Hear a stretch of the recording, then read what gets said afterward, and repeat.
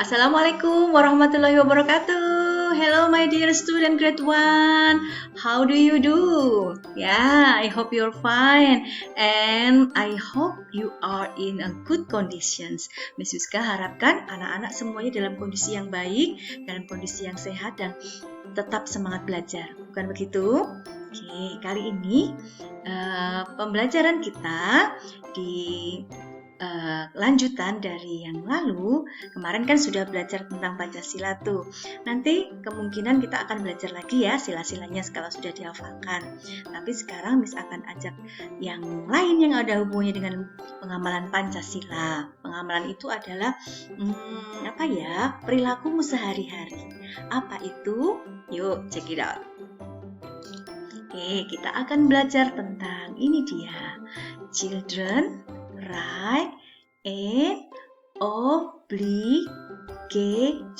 Bacanya seperti itu ya.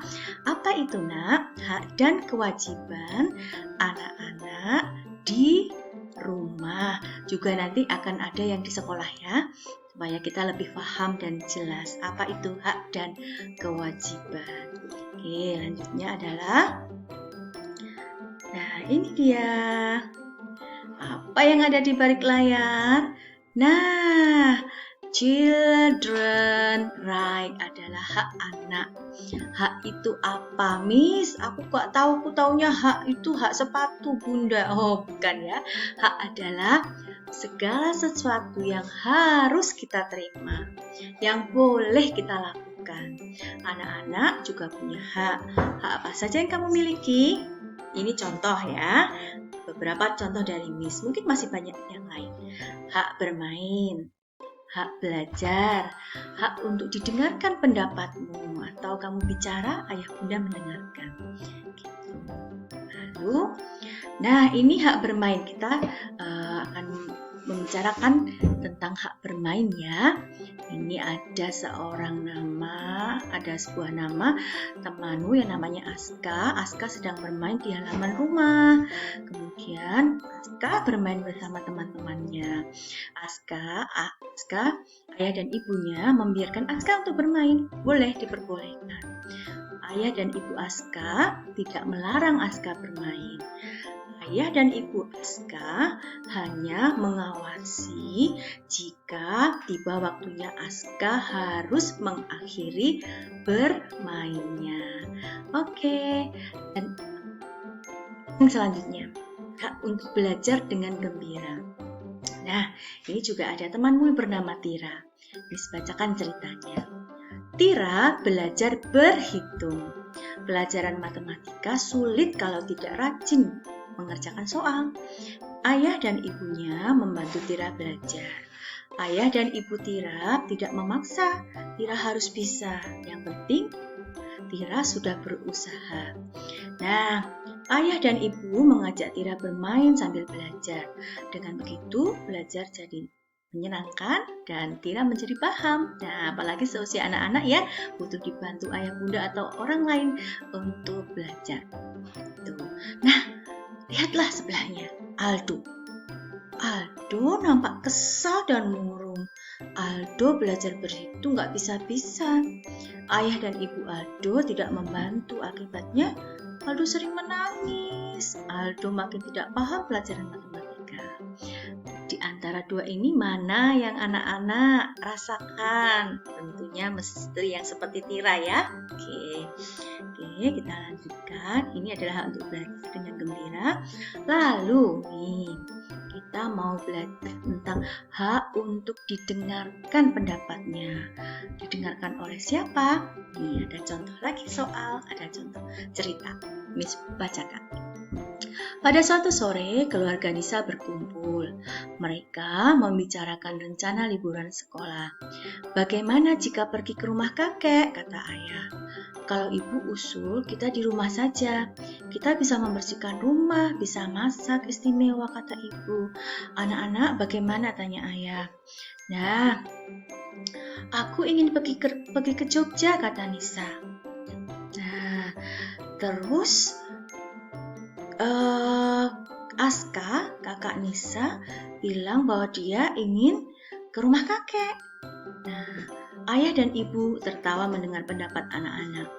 Tapi ayah ibu dan tidak marah, mereka menghargai pendapatnya atau menghargai didengarkan bicaranya anak-anaknya, didengarkan, nanti dibicarakan mana yang terbaik yang harus dilakukan, begitu ya, yang akan dilaksanakan.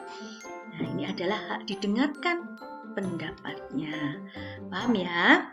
Kemudian, nah hasilnya bagaimana? Setelah dirundingkan itu dibicarakan, akhirnya semua pergi, semua setuju untuk ke rumah kakek dan menerima keputusan dengan lapang dada. Dengan lapang dada itu tidak merasa, kok nggak pendapatku aja yang diterima, tapi ini karena sudah kesepakatan bersama, jadi harus semuanya menerima gitu. Nah, lanjut lagi. Nah, sekarang dengarkan mengapa setiap anak harus didengarkan pendapatnya. Nih, anak yang didengarkan pendapatnya akan jadi anak yang pemberani. Berani mengemukakan pendapat, tidak takut dalam memberi usulan, ya tentunya dengan cara yang benar dan sopan. Nah, sedangkan anak yang sedikit-sedikit pendapatnya itu dicela, udah nggak usah bicara aja gitu. Nanti dia akan jadi penakut, tidak berani ngomong, tidak berani berpendapat, gitu ya. Oke, nah sekarang yang lain adalah hak mendapat pendidikan. Nih, sekolah adalah tempat menuntut ilmu. Setiap anak wajib bersekolah. Setiap anak berhak mendapatkan pendidikan yang baik, misalnya sekolah yang bermutu seperti sekolahnya anak-anak, ya kan? Nah, tentunya harus sesuai dengan kemampuan orang tuanya masing-masing. Nah, yang ada hubungannya dengan sekolah apa? Harus punya apa? Ya, punya buku tulis, buku pelajaran, pensil, penghapus, ya. Ya, itu yang terutama ya, yang pokok ya. Nah, itu juga wajib didapatkan oleh anak-anak. Jadi boleh minta sama ayah bunda, ya. Tuh. Nah, yang selanjutnya adalah hak mendapatkan kasih sayang. Dengarkan. Ada sebuah cerita. Aska melihat berita televisi, anak diterlantarkan oleh orang tuanya. Ayah menjelaskan pada Aska bahwa perbuatan orang tua itu tidak baik. Seharusnya mereka menyayangi anaknya. Diterlantarkan itu apa anak-anak? Ya, tidak diurusin gitu. Nah, kasih sayang dari orang tua adalah hak anak. Nah, Aska setelah melihat tayangan tadi merasa beruntung, merasa bahagia, merasa senang karena ayah ibunya tidak demikian, tapi ayah ibunya begitu sayang sama Aska. Gitu. Nah, itu Aska itu ya. Sayang sama ayah bunda. Kemudian sekarang kita beralih ngomongin masalah kewajiban. Nah, ada hak, ada kewajiban. Kewajiban adalah segala sesuatu yang harus dilakukan. Setiap anak mempunyai kewajiban di rumah, di sekolah, juga di masyarakat. Nah, apa contohnya? 1. Kewajiban belajar. Ya, Nisa rajin belajar. Sepulang sekolah, Nisa selalu memeriksa kembali buku catatannya. Ternyata ada tugas dari Bu Guru. Nah, siapa yang rajin seperti Nisa?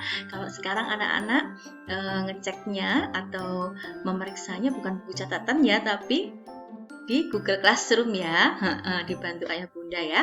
Itu adalah kewajiban belajar tuh, Nisa baru belajar. Nah, kemudian yang kedua, kewajiban membantu orang tua. Siapa yang sering bantu-bantu ayah atau bundanya di rumah? Tunjuk jarinya. Ini dia. Membantu orang tua bisa dengan membantu apa saja. Tidak harus pekerjaan yang berat ya. Malah kalau berat itu bukan kewajiban kamu. Apa contohnya? menyiram tanaman, menyapu lantai, menyapu rumah, halaman rumah, membersihkan tempat tidurmu sendiri, siapa yang sudah bisa, dan juga membersihkan jendela, kan harus bersih ya dari debu-debu yang ada virus, karena kita harus menjaga dari corona ya, gitu. Lanjutnya, oke, ini tuh kewajiban membantu orang tua. Nah, sekarang kewajiban di sekolah. Apa contohnya? Perhatikan cerita lagi. Nisa dan Tama anak yang rajin. Mereka tidak pernah terlambat masuk ke sekolah.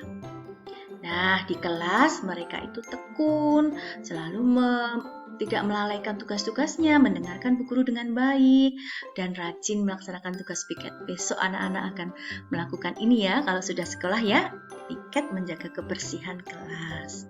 Itu kewajiban di sekolah.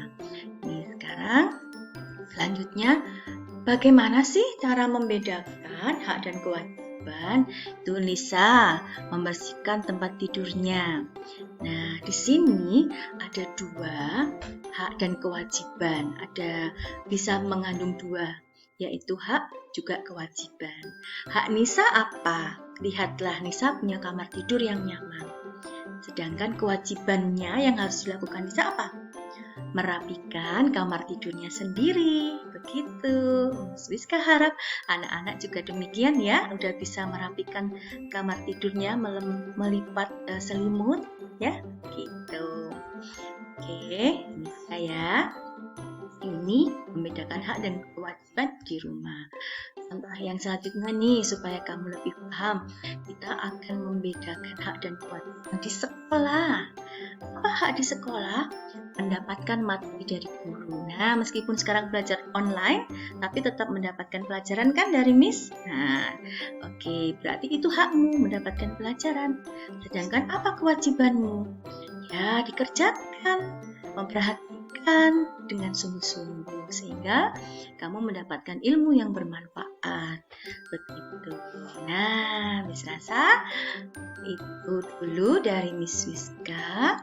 Mungkin nanti apabila anak-anak masih belum jelas, boleh kok dilihat handout-nya atau diputar lagi videonya, atau bisa tanyakan ke Miss. Jangan lupa worksheet-nya dikerjakan. Begitu ya anak-anakku sekalian yang Miss sayangi. Selamat belajar, tetap semangat. Oke, sampai jumpa lagi. Wassalamualaikum warahmatullahi wabarakatuh. Bye-bye.